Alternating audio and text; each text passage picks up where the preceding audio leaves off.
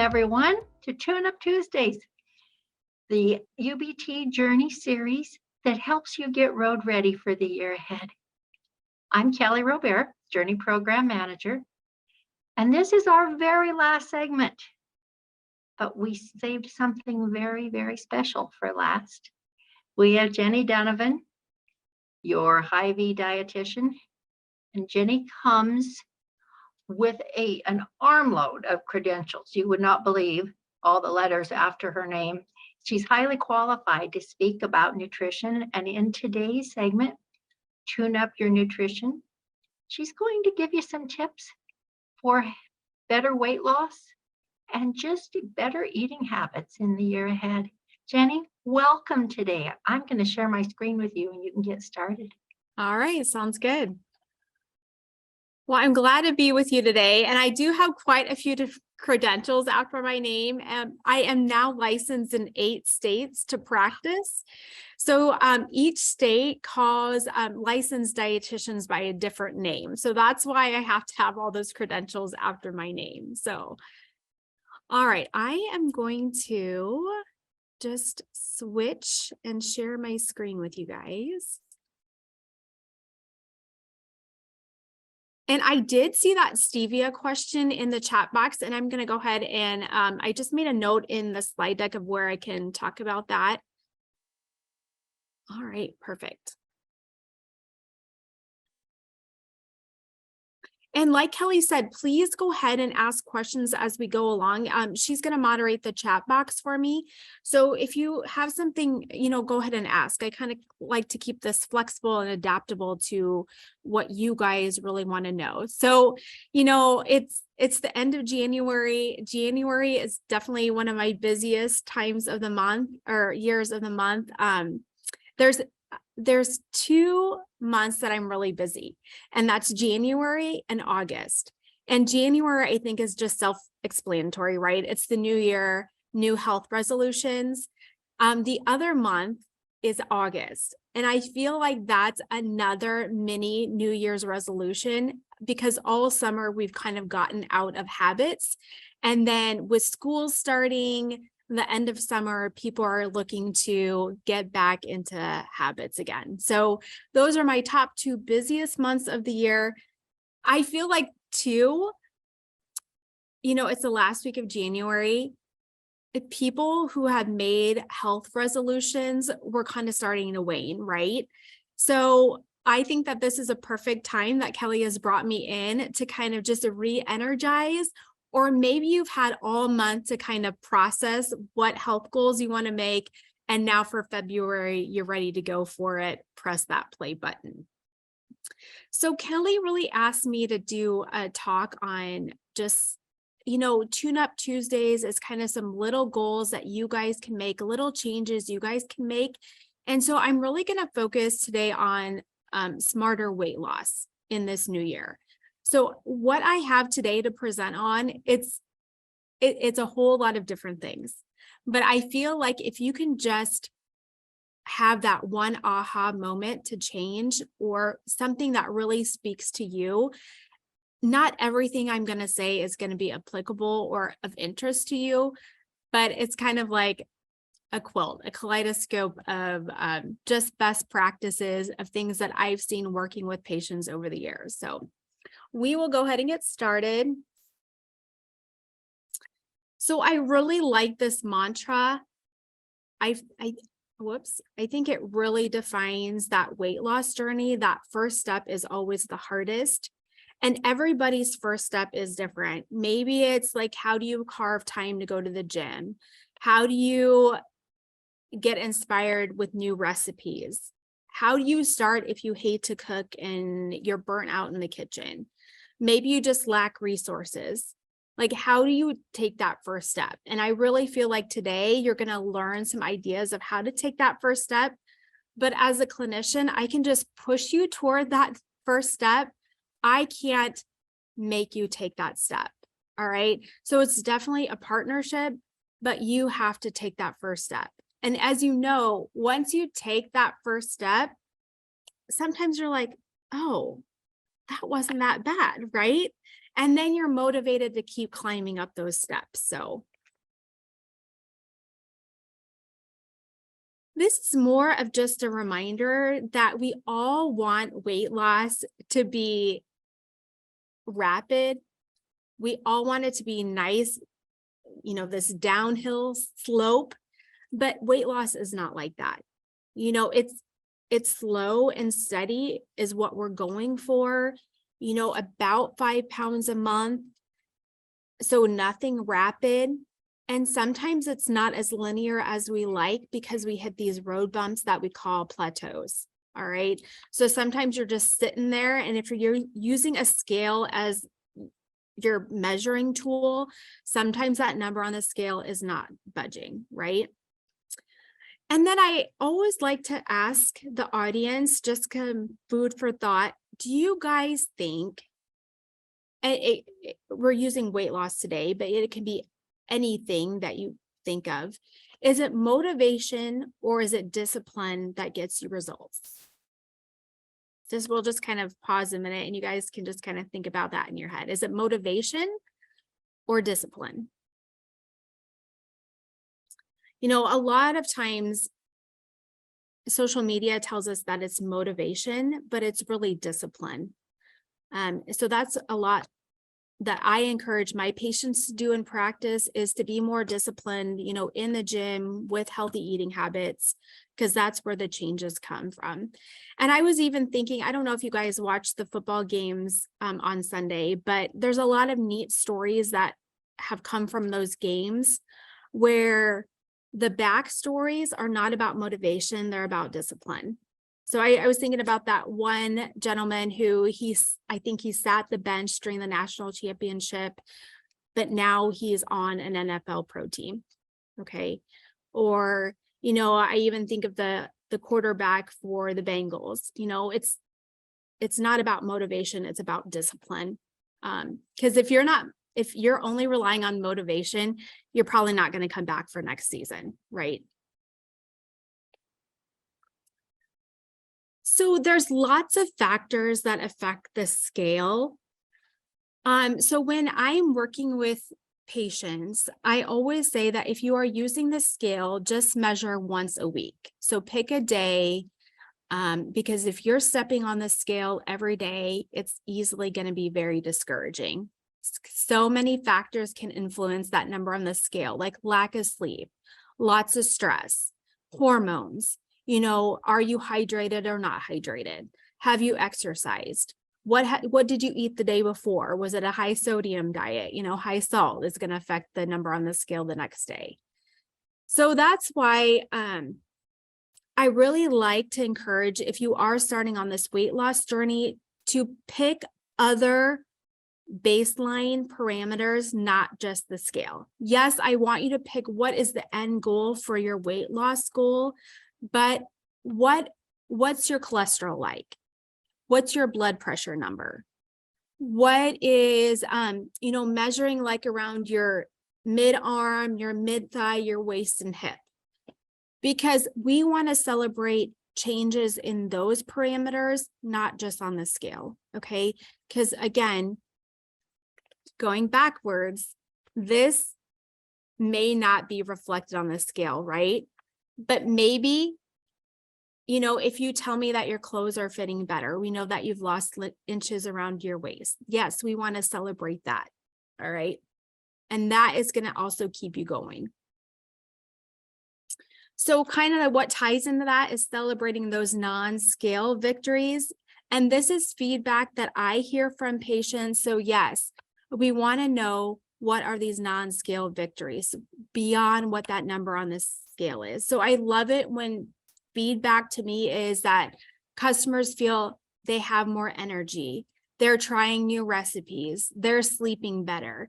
Did I say that they've had more vegetables in their diet than they ever have before? And I love it when people tell me that they've been able to reduce or come off their medications just by losing some weight. So, or even eating better too.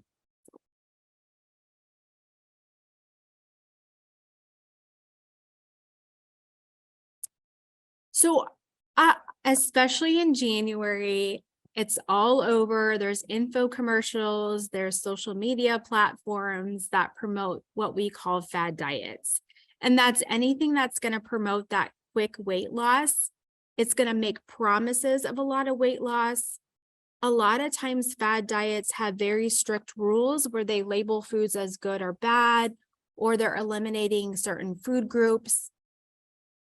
A lot of times these are not sustainable. All right. Just maybe because it's the price, they're high price. Maybe you get burnout of the foods that they're promoting on the fad diet, for whatever reason. So really, true weight loss management is gradual weight loss. We want to keep your favorite foods in your diet. We don't want to say, no, you can't have this. We want to work that in still. We don't want any yo-yo dieting. That's another attribute of those fad diets where it promises a lot of weight loss. And then when you go off that certain type of diet, you have this rebound weight loss. We don't, a lot of times fad diets too go too low in calories, and I'll talk about that more in a few minutes. And then we want to keep all those 5 food groups still in the diet.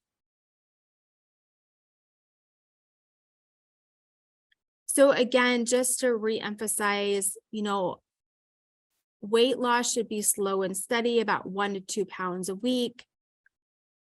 And then always ask yourself, are you enjoying the diet? Are you living too inside this box, where you feel like you can't go enjoy a night out with friends, okay? Or you can't, if your group of friends is getting together at a restaurant, you feel like you have to say no. Or, sometimes if you say yes to those events, then that kind of kicks you out of that whatever diet you're on because you feel like you failed. Also, when we are on a weight loss program, we are looking at some calorie deficit. So we want to replace that with some protein and fiber, and I can talk about that more in a few slides. So really, when patients come to me and they say, help me lose weight, I always ask them, what's your reason? What's your why?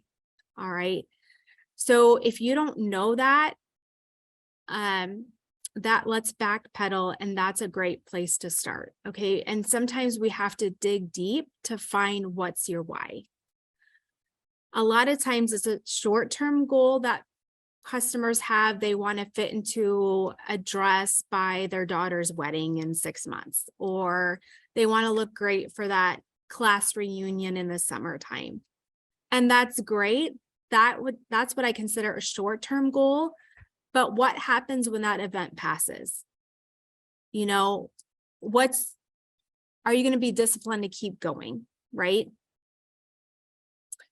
And then always do you have a realistic goal? Is losing 50 pounds in 5 months realistic? Maybe we have to reframe that a little bit. One thing that I encourage a lot of my customers to do is to make this vision board. So if you're not familiar with the concept of a vision board, it can be on a piece of paper, it can actually be on a small bulletin board, but you're just cutting out or looking for quotes that mean a lot to you. And you're putting on pictures that have inspiration. So maybe on this vision board, you would put a picture of your family, your kids, or your grandkids, because that's going to also keep you going. Okay. Because that's hopefully one of the reasons why you are improving your health. Maybe you have a goal of traveling in the next year, and that's a reason for some weight loss. So I would put a picture of your destination on this vision board. And then you just keep this vision board at a spot where you can see it. Again, every time you look at it, hopefully it provides that fuel to keep you going. So just other ideas for that motivation piece.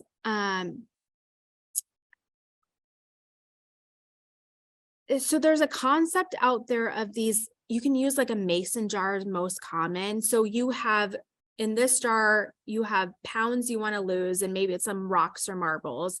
And this one in this jar is the actual pounds that you've lost. So every time that you lose weight, you just move like one marbles maybe equal to 1 pound. So you would just transfer the marbles. So again, that's a visual that you could keep in addition to the vision board, by your vision board, so you can see your success build, right? It's a visual. It's not just up here. You can also download, it's not the physical mason jars, but you can like color in bubble sheets. For every pound lost, you color in a round bubble circle. Here is a concept that I found that I really like because it goes beyond just weight loss, the pounds lost. It also, so this one in place of like the marbles, they're using money. So this person is paying themselves for pounds lost, but also for other healthy behaviors. So they're paying themselves for every time they go to the gym or have a workout. They're paying themselves for every time they're trying a new recipe. So I really like that concept because it expands it beyond weight, right? So hopefully it's instilling some healthy behaviors that go deeper, that establish stronger and deeper roots just than sometimes I feel like a weight loss goal is kind of superficial. So other motivation, just we know that there's more success if you have a workout buddy or if you have an accountability partner. Okay. I chose this picture. It's a stock image. It was really hard to find a free stock image that didn't show a really muscular guy and then a lady, his workout buddy, and very skimpy outfit. Okay, so this one's appropriate because right now my accountability partners are my kids. We rejoined a gym and they're old enough to come with me. So they've been all gung-ho about getting out of bed at 4:45 with me, which I think is fantastic. I also put a dog on here because a dog can be an accountability partner. If you don't have a dog, there's a really successful program out there. It's called Walk a Hound, Lose a Pound. So it really engages people to volunteer at local pet shelters to walk those stray dogs in a nearby park or a neighborhood on a regular basis. And then the idea is that you will lose weight just by doing that active service, okay? Because it's getting you out and active. Sometimes though, when I'm taking inventory, I'm meeting with somebody for the first time and we're kind of going over activity level and they tell me they have a dog that they take for walks. We have to dig a little bit deeper and find out how active is your dog, right? Because there's those dogs that are pretty pokey puppies. And so that's not doing any benefit for you of helping you to increase your heart rate, right? So if you do the local pet shelter idea, maybe pick a little bit of hyper dog, not a pokey puppy. So less is not always better when it comes to weight loss. And we especially see this in fad diets that restrict calories. Our bodies need an appropriate calorie level each day just to function. And when you have too low of a calorie deficit, it can definitely start to mess with your metabolism. So I would just raise the red flag on any diet out there that promotes, 1,000 to 1,100 calories, max for the day, right? Because then you are in the danger of slowing your metabolism down. And then we kind of get into the situation where it kind of that yo-yo dieting comes into practice, that reverse dieting. So in all my years of practice, I've never put anybody lower than 1,200 calories. It's kind of trendy now to track your macros, and macros just means, so I think dietitians kind of internally laugh at this concept of counting your macros, because we've been figuring people's macros out since, the beginning of that's what I was trained to do, is figure out people's macros. So I don't know why it's trendy, but your macros is how much carbs, protein, and fat you need, either the specific grams or a percentage.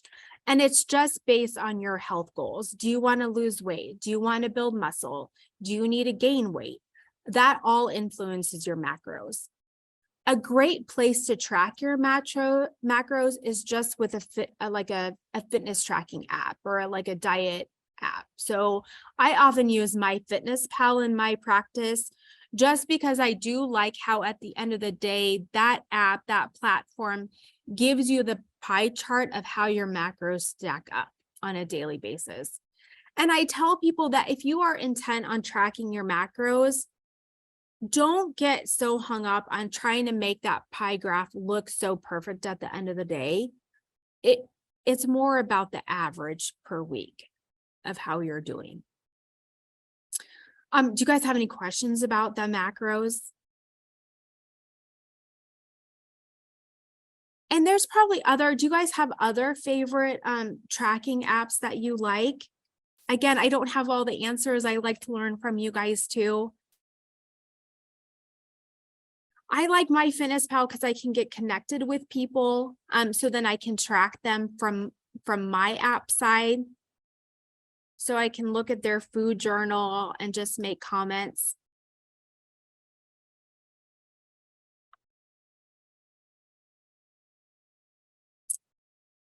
So there's this kind of healthy, what is healthy? It's kind of ambiguous, right?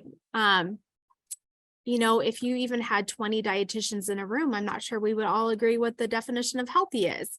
And I laugh because USDA is trying to define this idea of healthy just more or less for the food industry, because somebody can label something on a food packaging as healthy, but what does that really mean, right?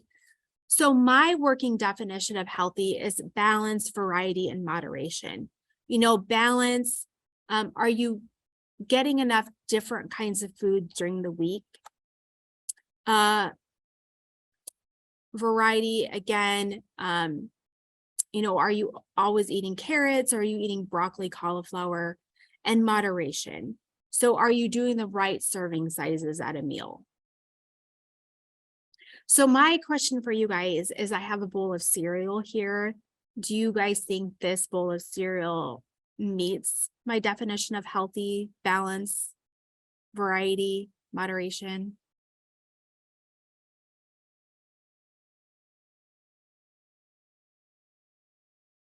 I'm getting a no with a laughing face. So I love breakfast for dinner, and I think that I could honestly eat cereal for breakfast, lunch, and dinner. Yes, cereal can be healthy. It can have balance, variety, and moderation. So my other working definition of healthy is at a meal if you have at least 3 food groups, and at a snack if you have at least 2 food groups. Okay, so this bowl of cereal right here, you have the dairy. So maybe it's cow's milk dairy, or maybe it's a plant-based dairy, bananas, so from the fruit group, and then a grain. So hopefully this is a whole grain cereal, not made from simple carbohydrates.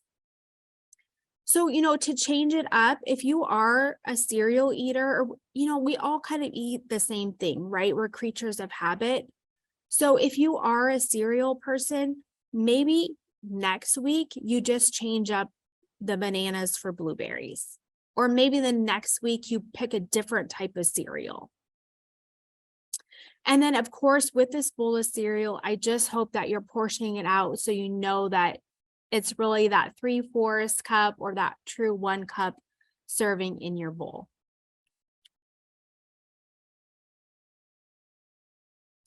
So I know we talk about fad diets, and I have a picture of MyPlate up here, and sometimes the MyPlate is not glamorous, it's not trendy, it's kind of boring, right? But it can definitely be a good tool for that weight loss journey. So how would this work? I kind of have an example up there, but for breakfast, you would have a fruit, a complex carb, and a protein. So again, it has those 3 food groups, all right? And within this, remember earlier, I talked about protein and fiber helping to make you feel full, especially if you have any type of calorie deficit. So that complex carbohydrate is going to give you that fiber. So an example would be, we just had the cereal example, but maybe oatmeal. So oats are a complex carbohydrate. Protein, maybe with that oatmeal, you need a scrambled egg on the side or an over easy egg, and then some fruit. I love the berries because they are higher in fiber compared to a lot of the other fruit. Snack, you could have protein. I know that I said 2 food groups, so if you wanted to have another fruit here, or you could have a vegetable. Lunch, again, 3 food groups. It would be vegetable, a carbohydrate or a starch, and I'll dive that into more in the next slide, and a protein.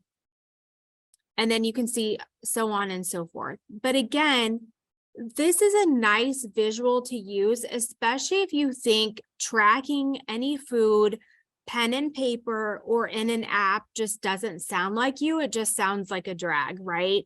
So you can use this plate as a visual to portion your foods. You don't even have to measure anything when you're using this as a guide.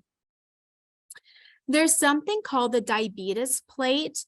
So the only difference between that and this is you see where it has the vegetables and fruits listed. On the diabetes plate, you're having all vegetables, and the fruit moves over to the grain. So at a meal, you're either choosing to have that complex carbohydrate or fruit. And then your protein always stays in that quarter section. And then you can add a small cup of dairy or a small cup of yogurt if you want, as to get, your servings of dairy in. I don't have a picture of the diabetes plate method on here, but if you wanted to search for that, it's really easy to find if you do a quick Google search.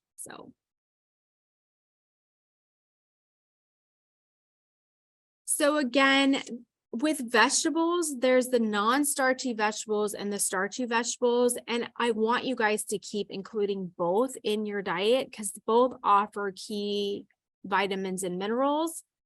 But with the starchy vegetables, they have a lot of, they're just higher in calories and carbs. So if you could just not eliminate it, right? We're not saying that there's bad foods and good foods. If you love potatoes, I want you to keep having potatoes. Just now it's that small quarter size on your plate, right? Or if you, this isn't a vegetable, but if you love pasta, yes, please keep having pasta and rice. Just watch how much you're having of it. So the non-starchy vegetables are things like carrots, peppers, the lettuces, broccoli, cauliflower, Brussels, zucchini. Those are lower in calories and carbs. So we definitely want you to fill your plate up with them. They're going to have a little bit more fiber, so they're going to keep you feeling fuller longer. Something else that's really nice to do with this non-starchy vegetables is you can find a lot of them riced versions of them, especially in the frozen department. So if it's like, if you're having like those taco burrito bowls, right, where you layer like the rice and the meat and then a little bit of cheese, maybe a little bit of beans, lots of vegetables. In place of the rice, you could do a rice cauliflower, all right, just to kind of save you some carbs and calories. So when we're on a diet, I'm not a big fan of that word diet. I really want people to move toward lifestyle changes.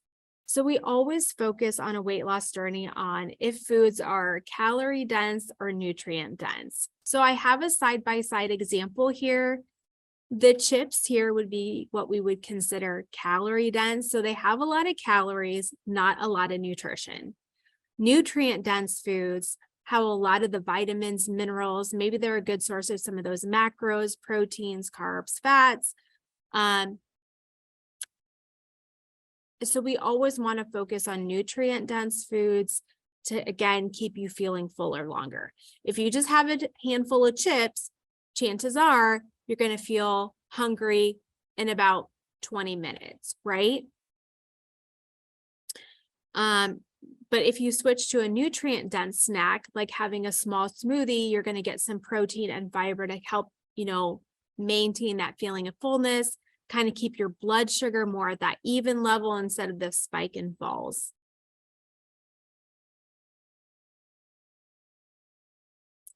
And then one of the favorite things about being a retail store dietitian is walking people through the aisles to help you find those swaps to kind of trade up. So, using plain Greek yogurt in place of sour cream, maybe using a powdered peanut butter instead of a regular peanut butter. Maybe if you're usually choosing a waffle for breakfast, can we choose a waffle ready to go that has more protein in it?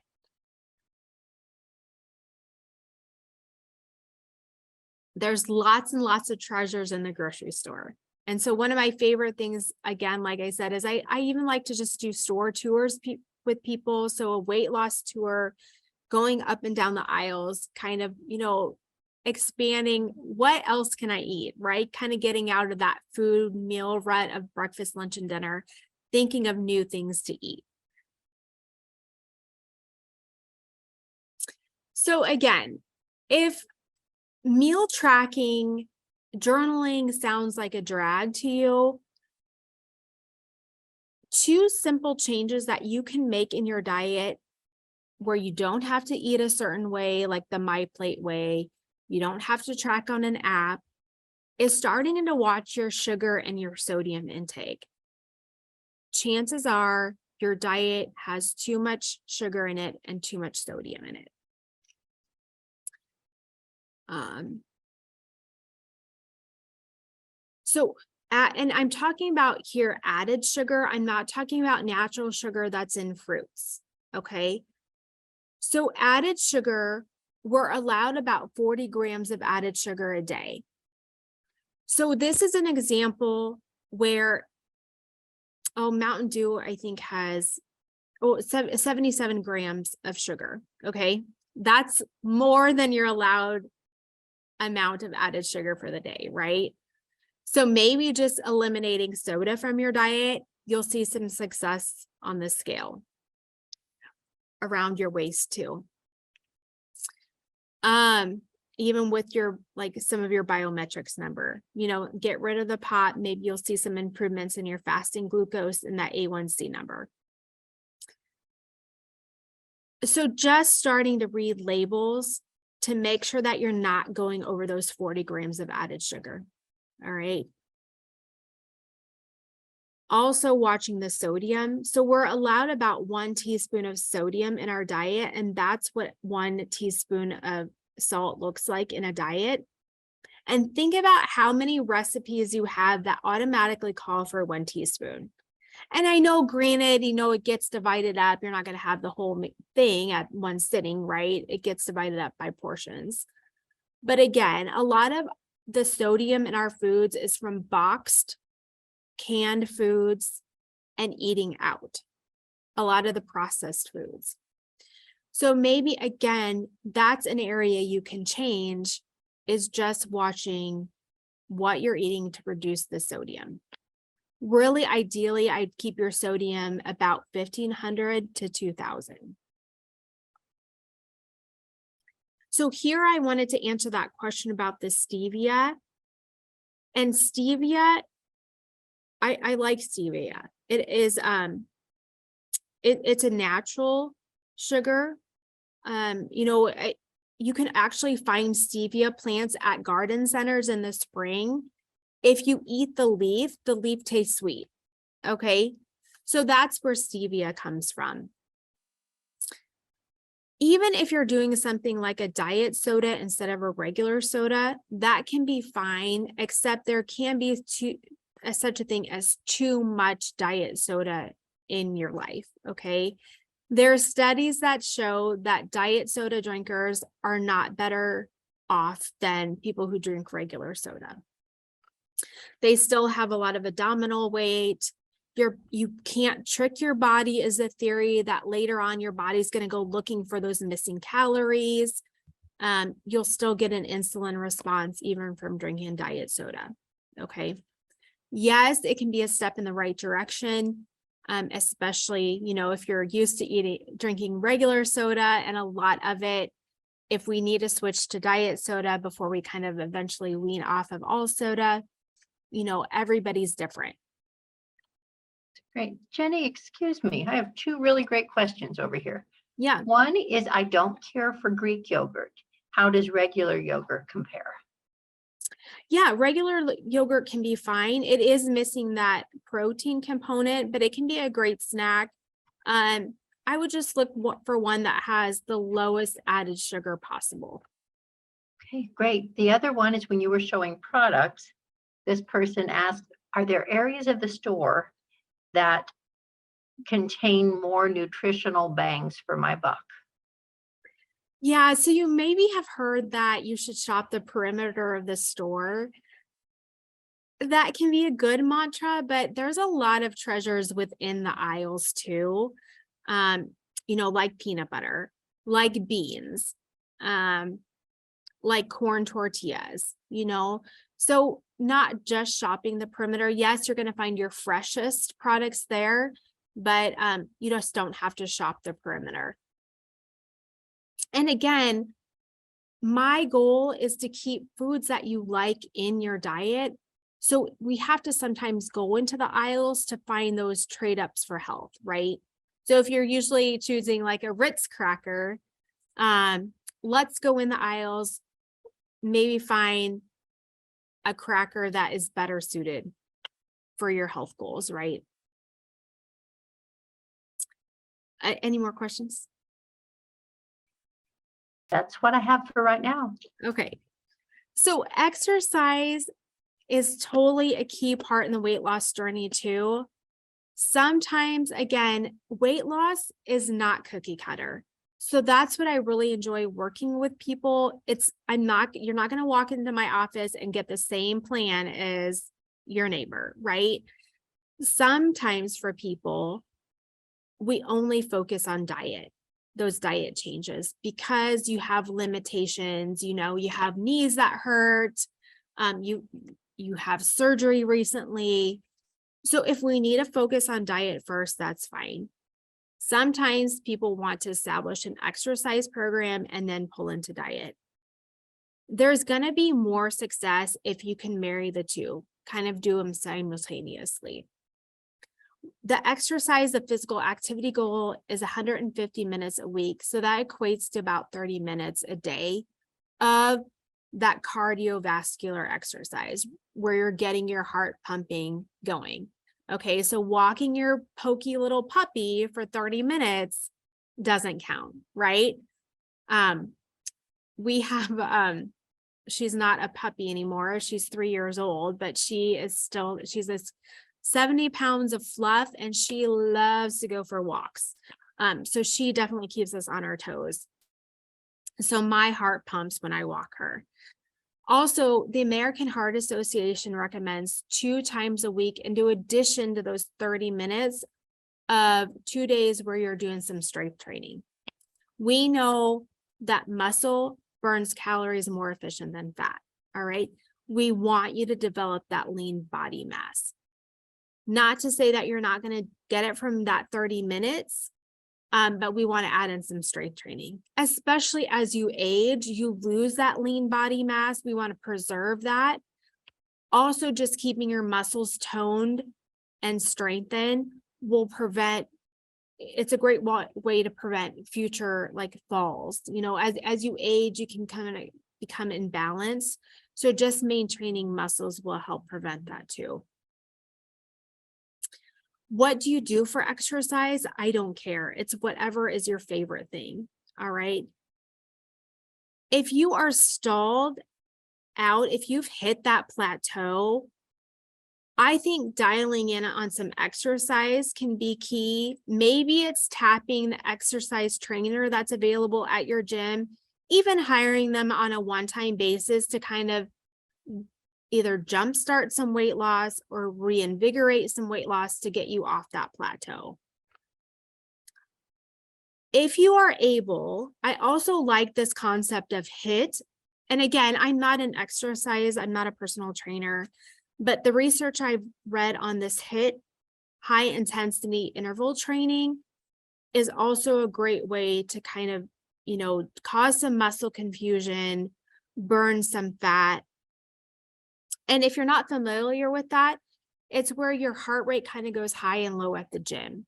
So if you are a cardio machine person, or even if you're out walking around, an example is you're walking at one pace for 1 minute, and then you up the pace for another minute, and then you go all out for that third minute, and then you come down and you repeat the cycle. Okay. So again, it's just good to burn some of that fat. It causes that muscle confusion that can jump you off that plateau. And again, if you're not at the position to exercise, don't go out this afternoon and do a HIIT interval training workout. I would clear it with your doctor first, and drinking water. All right. When I work with people, there's some non-negotiables, and water, staying hydrated, is a non-negotiable. There's just too many people that don't drink enough water. They don't stay hydrated. At least 64 ounces is my recommendation. I have had some people go as high as 3 liters. So about 2 to 3 liters, kind of staying within that range. If you don't like water, there are some flavor enhancers we can do, some with that stevia. I always like to see if you just can add some lemon and limes first to things before you add a lot of those drops or flavor enhancers. One of my favorite tips is to start your day with a glass of water, preferably like an ice cold glass of water. Even before your morning cup of coffee or morning cup of tea or whatever caffeine drink you need to get started. Starting your day with that cold cup of water. I think that if you just made that change for the rest of this week, I think you would notice that you have more energy and you're just kind of ready to tackle that day. So again, are you disciplined to do that, right? It's kind of about how disciplined are you?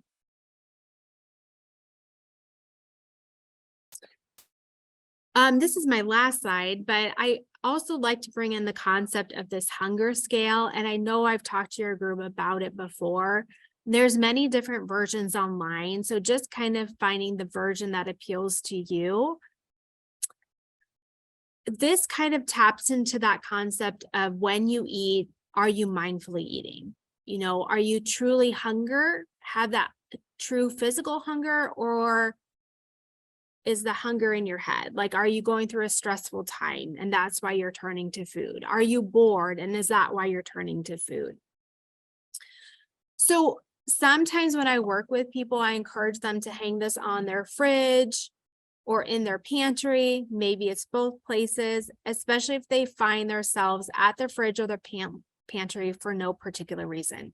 If they can't identify that they have those physical hunger cues, like a rumbling stomach, like, you've known you haven't eaten in the last 3 or 4 hours, it's probably time to eat something. You always want to eat. Some of the hunger scales are numbered. So there you probably want to eat at a level 3 or 4.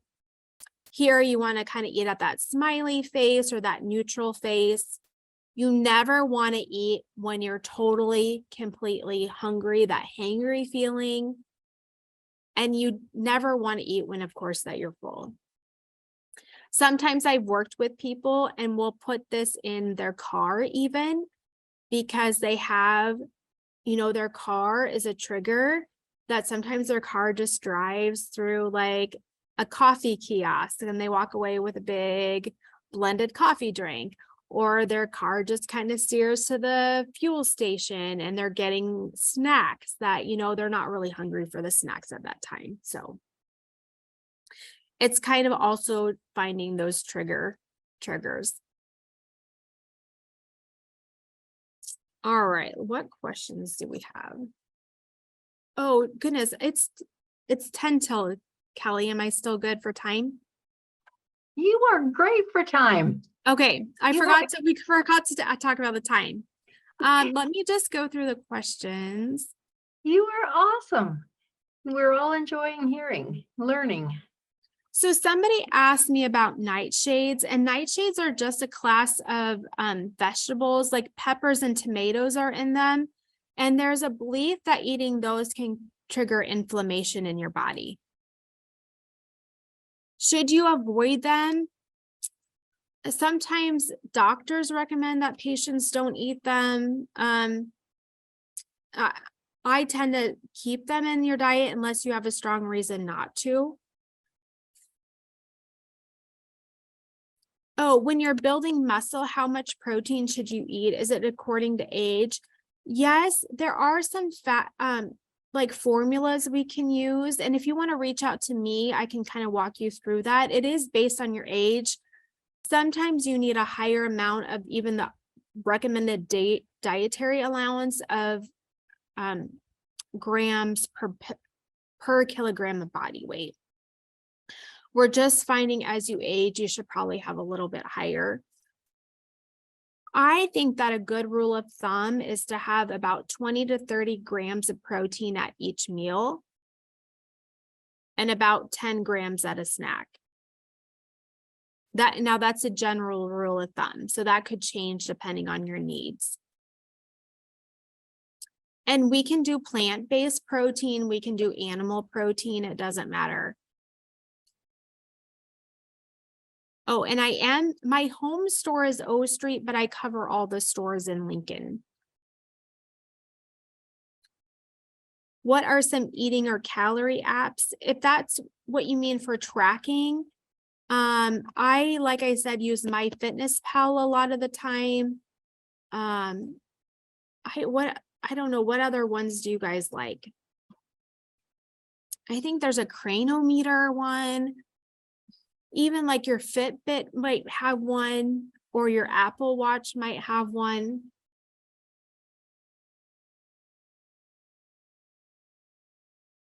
I think that's true. I think mine has one. And does MyPlate, is there an app, Jenny, that goes with MyPlate? Oh, there is. And that's more like helping you meet those, the carbs, the proteins, the fruits, the vegetables. Okay. So, that's a good place to start too. If you're not someone who meets like the 5 to 7 fruits and vegetables a day, just even like I said, focus on sugar and sodium can be a way to lose weight. Just even trying to focus on getting the 5 to 7 servings of fruits and vegetables a day. And you're going to achieve that, especially if you follow that MyPlate.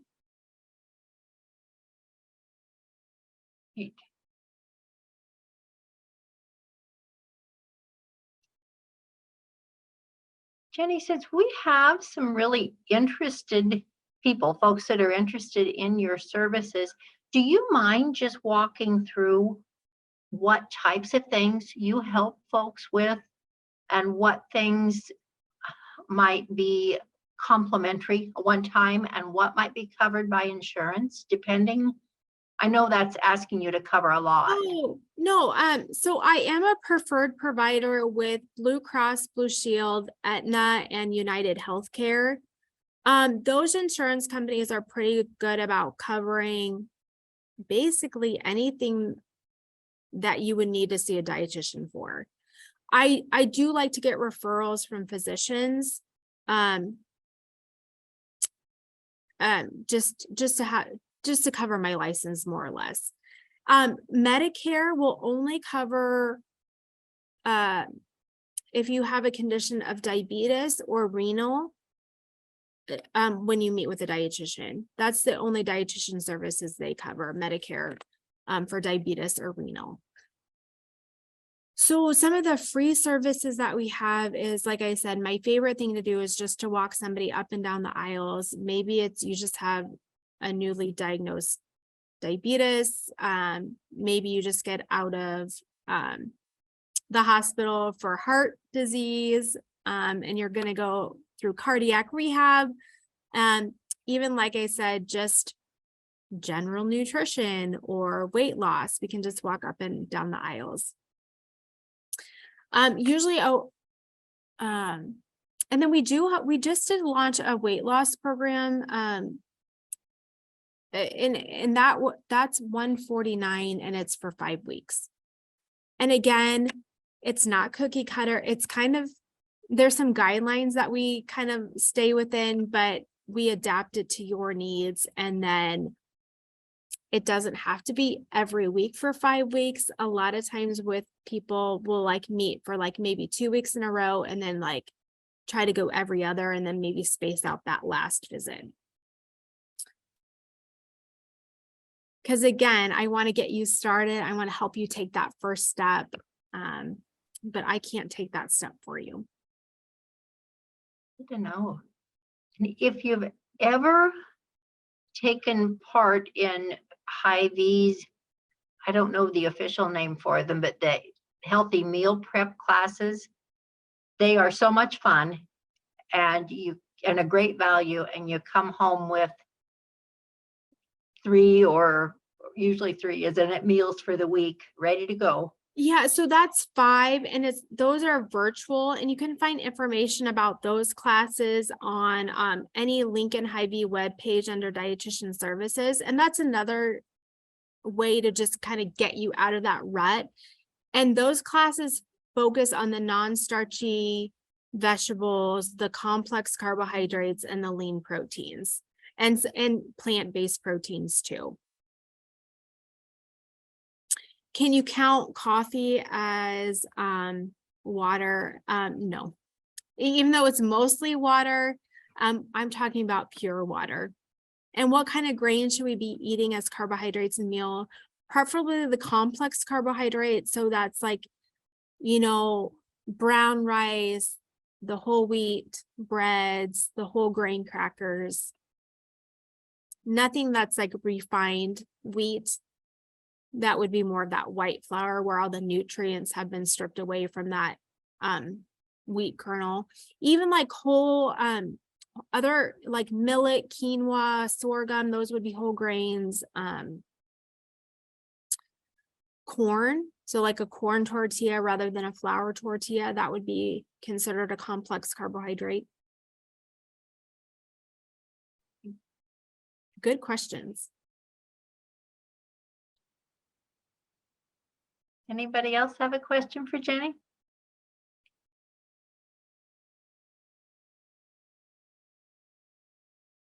Okay. Well, that was super informative. And I just thank you so much, Jenny, for being here with us today. I know I learned a ton, and I'm sure everyone else did as well. I would encourage you to reach out to Jenny with questions. And her presentation is wrapping up our Tune-Up Tuesday series for this year. We'll be back next January, and of course, we'll be bringing some stuff to you in between. So thanks to all of you for giving up a little bit of your Tuesday afternoon for us. Take good care, everyone. Be well. We'll see you soon. Bye-bye. Thank you.